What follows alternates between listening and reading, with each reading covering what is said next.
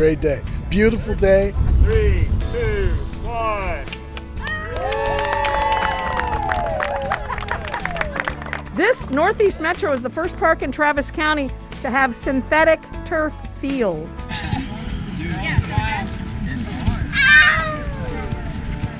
The demand for just sports in general is very high. As the community grows, we can only play on the fields for 24 hours a week without damaging them and not being able to play on them as much. By adding these synthetic fields, we've been able to increase the amount of play over the week. Even after rain, we're able to play on them. So we knew there was a huge need, and we just pushed and said, you have to include this on the bond ballot.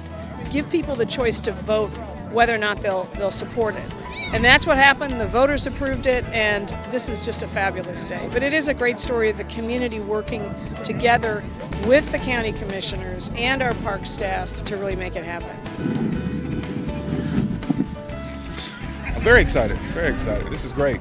Love to see the families out here. Love to see the good players out here. This is great. This is great. This is awesome. If you don't build places for families to play, have recreation, have fun, you build a city without a soul.